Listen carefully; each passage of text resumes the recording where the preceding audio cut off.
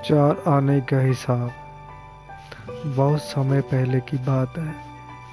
चंदनवन का राजा बड़ा प्रतापी था। दूर दूर तक उसकी समृद्धि की चर्चाएं होती थी। उसके महल में हर एक सुख सुविधा की वस्तु उपलब्ध थी, पर फिर भी अंदर से उसका मन अशांत रहता था। उसने कई ज्योतिषियों और पंडितों से इसका कारण जानना चाहा। बहुत से विद्वानों से मिला। किसी ने कोई अंगूठी पहनाई तो किसी ने यज्ञ कराए, पर फिर भी राजा का दुख दूर नहीं हुआ। उसे शांति नहीं मिली। एक दिन वेश बदलकर राजा अपने राज्य की सैर पर निकला।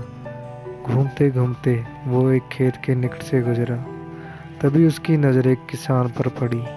किसान ने फटे पुराने वस्त्र धारण कर रखे थे और वह पेड़ की छांव में बैठकर भोजन कर रहा था।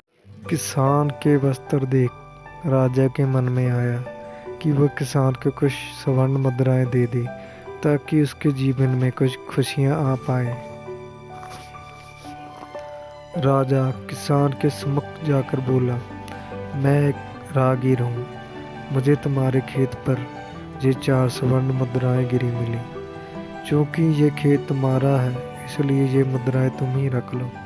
किसान बोला, ना ना सेठ जी, ये मुद्राएं मेरी नहीं है। इसे आप ही रखें या किसी और को दान कर दें। मुझे इनकी कोई आवश्यकता नहीं। किसान की यह प्रतिज्ञा राजा को बड़ी अजीब लगी। वो बोला, धन की आवश्यकता किसे नहीं होती, भला आप लक्ष्मी को ना कैसे कर सकते हैं। सेठ जी, मैं रोज 4 आने कमा लेता हूँ और उतने में ही प्रसन्न रहता हूँ। किसान बोला, क्या आप सिर्फ 4 आने की कमाई करते हैं और उतने में ही प्रसन्न रहते हैं? ये कैसे संभव है? राजा ने आश्चर्य से पूछा। सेठ जी, किसान बोला, प्रसन्नता इस बात पर निर्भर नहीं करती कि आप कितना कमाते हैं या आपके पास कितना धन है। प्रसन्नता उस धन के प्रयोग पर निर्भर करती है। तो तुम इन 4 आने का क्या क्या कर लेते हो? राजा ने उपहास के लहजे में परेशान किया। किसान भी बेकार की बहस में नहीं पड़ना चाहता था। उसने आगे बढ़ते हुए उत्तर दिया, इन 4 आनों में से एक मैं कुएं में डाल देता हूँ, दूसरे से कर चुका देता हूँ, तीसरा उधार में दे देता हूँ और चौथा मिट्टी में गाड़ देता हूँ। राजा सोचने लगा। उसे ये उत्तर समझ नहीं आया।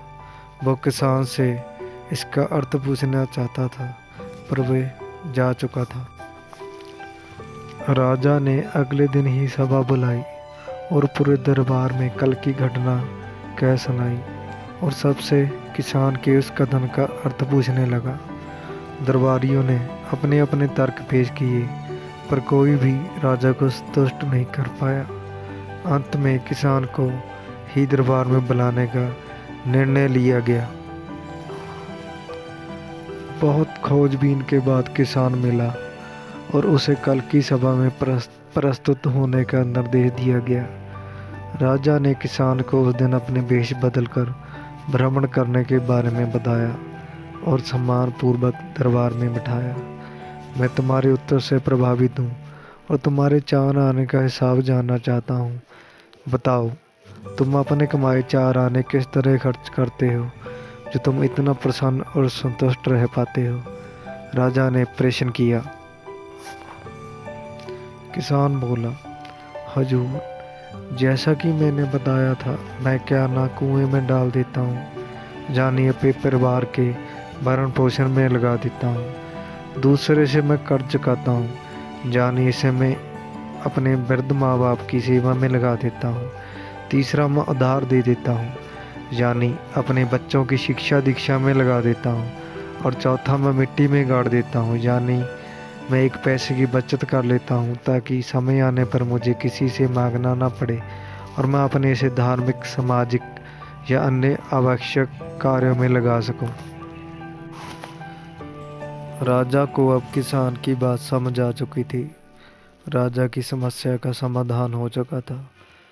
वो जान चुका था कि यदि उसे प्रसन्न एवं संतुष्ट रहना है तो उसे भी अपने अर्जित किए धन का सही सही उपयोग करना होगा।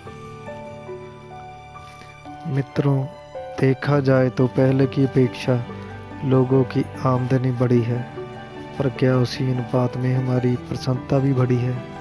पैसों के मामले हम कहीं ना कहीं गलती कर रहे हैं। लाइफ को बैलेंस बनाना ज़रूरी है और इसके लिए हमें अपनी आमदनी और इसके इस्तेमाल पर ज़रूर गौर करना चाहिए।